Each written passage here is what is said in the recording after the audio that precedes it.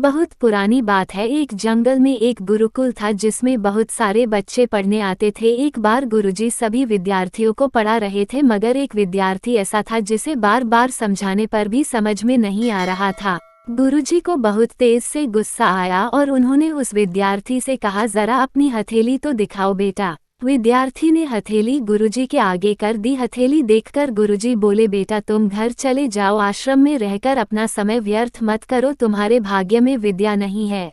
शिष्य ने पूछा, क्यों गुरुजी? गुरुजी ने कहा, तुम्हारे हाथ में विद्या की रेखा नहीं है। गुरुजी ने एक होशियार विद्यार्थी की हथेली उसे दिखाते हुए कहा, ये देखो, ये है विद्या की रेखा, ये तुम्हारे हाथ में नहीं है, इसलिए तुम समय नष्ट ना करो और घर चले जाओ और वहाँ अपना कोई और काम देखो। ये सुनने के बाद उस विद्यार्थी ने अपने जेब से एक चाकू निकाला जिसका प्रयोग वह रोज सुबह अपनी दातुन काटने के लिए करता था। उस चाकू से उसने अपनी हाथ में एक गहरी लकीर बना दी। हाथ में खून बहने लगा। तब वो गुरुजी से बोला, मैंने अपने हाथ में विद्या की रेखा बना ली है गुरुजी। ये देखकर गुरुजी द्रवित हो गए और उन्होंने उस विद्यार्थी को गले से लगा लिया। गुरुजी बोले, बेटा तुम्हें विद्या सीखने से कोई ताकत नहीं रोक सकती है। दृढ़ निश्चय और परिश्रम हाथ की रेखाओं को ही बदल देती है। दोस्तों, वो विद्यार्थी आगे चलकर महर्षि पाणिनि के नाम से प्रसिद्ध हुए, जिसने विश्व प्रसिद्ध व्याकरण अष्टाध्यायी की रचना की है। तो दोस्तों, इस कहानी की शिक्षा ये है कि लोग चाहे जो भी बोले, हम हर एक को गलत साबित करते हुए अपनी लगन और कठिन परिश्रम के दम पर जो चाहे वो सब कुछ हासिल कर सकते हैं।